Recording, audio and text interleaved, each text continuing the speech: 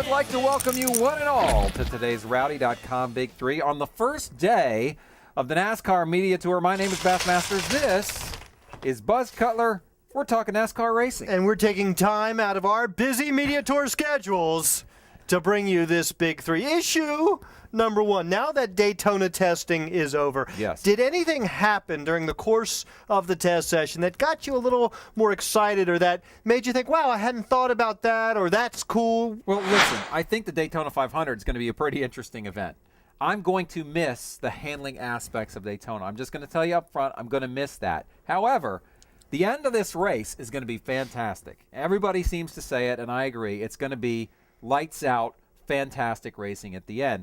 Now, one of the other things is just thinking about guys coming back or guys maybe that you might expect something from this year that maybe in years past you wouldn't. I'm thinking of Casey Kane and Brian Vickers together at Red Bull. Man, that gets me excited. I'm thinking about Joey Logano in the 20 car, maybe taking a big step forward. That gets me excited. I'm thinking about A.J. Allmendinger, right, in the 43 car, maybe, just maybe, tasting victory again.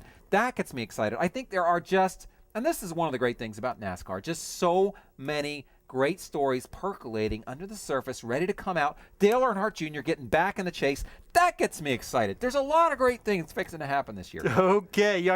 And are you saying these things will be happening, though? I'm saying one of them's going to happen. I'm going to add to the A.J. Allmendinger speculation, Marcus Ambrose, and the fate of Richard Petty Motorsports in general. And yes, it was great to see Brian Vickers back. The other thing that I thought was interesting was Jeff Gordon's little funny story about how he drove into the 5 garage one day because he thought, oh, Alan Gustafson, I must be with the 5 team. This is a big deal. I know that you guys, a lot of you think I've been overplaying this whole crew chief swap over at Hendrick Motorsports. It's not a crew chief swap. It's a driver swap. Whatever. They're swapping. And I think it's a bigger deal. I think it goes to identity of team. I think there's their relationships. I think it's going to have greater impact than you and Buck seem to think. I don't think it's that I think it's a small impact. If you change a quarterback on a team, it's going to have a big impact. You could keep everyone else the same. If you change the quarterback, it's going to have a big impact. That's what we're looking at here with drivers switching around teams a little bit. So I agree. I think it's a big deal. All right. Issue number 2, Mike Helton and it wasn't John Darby. It was Robin Pemberton. Robin Pemberton. Get your Pemberton straight. Issue number 2, on Friday of testing last week, Mike Helton and Robin Pemberton, of course, had a press conference and basically confirmed a lot of what we already knew. And we'll talk about some of that later. But one thing that was a little bit different or a little bit of a surprise that we hadn't really heard too much about was Mike Helton dropping the hint that they may switch around Rookie of the Year so that guys running part-time schedules like Trevor Bayne, for instance, this season in the 21 car, may be eligible for some sort of Rookie of the Year award. Not a lot of details, just some hints that he dropped. Well, look, I think the changes that NASCAR continues to make, I think most of them are right on the money, and I think this is one that's right on the money.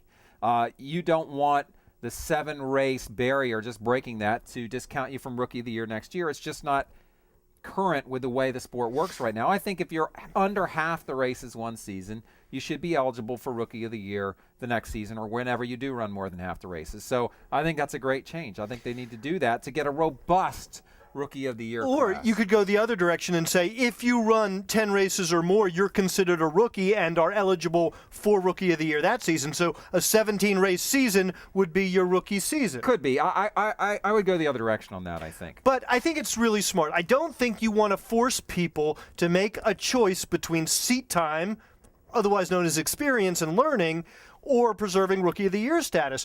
That's what happened to Marcus Ambrose and Brad Keselowski, and they obviously chose seat time, and who can argue with those priorities? And so, no one's going to make the other choice. No. The more races you can get under your belt in Cup that first year, the better it's going to be for you, and if you have to give up Rookie of the Year, so be it, but why make them give it up? Right, so NASCAR eliminating that conflict is right on, and I hope they do this, because I think Rookie of the Year should be part of NASCAR, and it's just not relevant anymore in its current iteration. And who's the legitimate Rookie of the Year?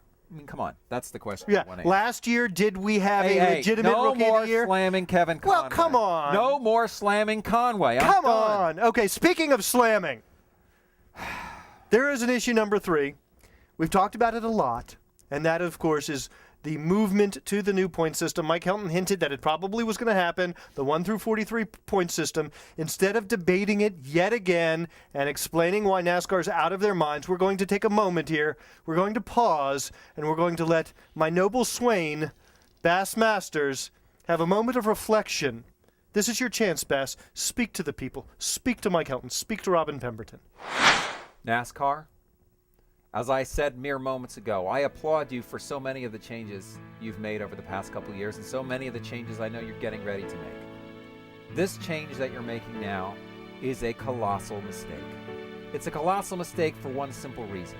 The current point system, the one you're getting ready to throw away, does one thing: recognizes that the value of passes in the top 5 and the top 10 are worth more than passes in the 20s, passes in the 30s, or dare I even say it, passes back in the 40s.